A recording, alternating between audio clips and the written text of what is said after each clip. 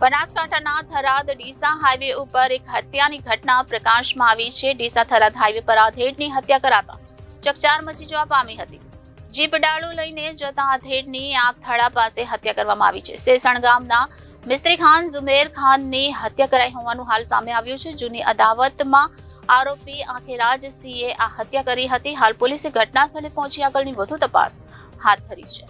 બનાસકાંઠામાં છાશવારે અકસ્માત, હત્યા અને લૂંટ જેવા બનાવો સામે આવતા હોય છે, ત્યાં થરાદ ડીસા હાઈવે ઉપર ફરી એક આવી હત્યાની ઘટના સામે આવી છે, જ્યાં ડીસા થરાદ હાઈવે પર એક આધેડની હત્યા કરવામાં આવી છે। જૂની અદાવતમાં હત્યા થઈ હોવાનું જાણવા મળી રહ્યું છે। જીપડાળું લઈને જતા આધેડની આગથાળા પાસે હત્યા કરવામાં આવી છે, જેમાં સેસણ ગામના મિસ્ત્રી ખાન ઝુમેર ખાનની હત્યા થઈ હોવાનું સામે આવ્યું છે, જેમાં જૂની અદાવતનો આરોપી આખેરાજ સિંહે આ હત્યા કરી હતી, જેથી પોલીસે હાલ ઘટના સ્થળ પર પહોંચી આગળની વધુ તપાસ હાથ ધરી છે। જી, હું આપ સર્વને જણાવવા માંગીશ કે આ અમારા આગથરા પોલીસ સ્ટેશનની બાજુમાં જે વાતમ ગામ આવેલું છે, ત્યાંની બાજુમાં એક સેસણ ગામ પણ આવેલું છે। આજે વહેલી સવારે અહીંયા જ આગથરામાં એક જે મર્ડરનો બનાવ બનેલો છે કે જેમાં જે વ્યક્તિનું મૃત્યુ થયેલું છે તેનું નામ છે મિસ્ત્રી ખાન ઝુમેર ખાન બલોચ, અને જે નજરે જોનાર છે એટલે કે જેમની સાથે હતા તેનું નામ છે હુસેન ખાન બલોચ। હુસેન ખાને ફરિયાદ આપેલી છે।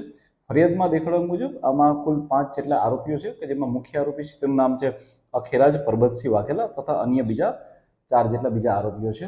આ 4 આરોપીઓએ આજે સવારે વહેલી સવારે મળી અને મિસ્ત્રી ખાનનું મર્ડર કરેલું છે કે જેની અંદર તેઓ જણાવે છે કે જ્યારે એ ગાડી ઉપર જ્યારે હુમલો કરે છે એ વખતે જણાવે છે કે આની પહેલાં જ્યારે જે આરોપી છે અખેરાજ તેને પાસા થયેલી હતી, અને આ પાસા થયેલી જેને કારણે થઈ અને જૂની અદાવત રાખીને આ અદાવતના કારણે થઈ તેમને હુમલો કરેલો હતો, અને આ હુમલાના કારણથી એમનું મૃત્યુ થયેલું છે।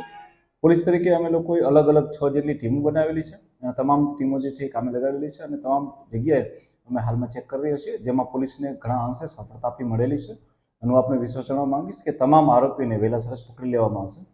આ સાથે સાથે હું મીડિયાના માધ્યમથી જણાવવા માંગીશ કે ઘણા સોશિયલ મીડિયામાં આ ઘટનાને એક મોબ લિન્ચિંગ તરીકે દેખાડવામાં આવી રહ્યું છે, જ્યારે હું આપને સ્પષ્ટપણે જણાવવા માંગુ છું કે જે ફરિયાદમાં ઉલ્લેખ પણ છે, આ કોઈ પણ જાતનું મોબ લિન્ચિંગ નથી। આ માત્ર ને માત્ર એક જૂની અદાવતના કારણે જે છે એ અખેરાજસિંહ પરબતસિંહ વાઘેલા તથા અન્ય ઈસમોએ ભેગા મળી અને આ વ્યક્તિનું મૃત્યુ કરેલું છે।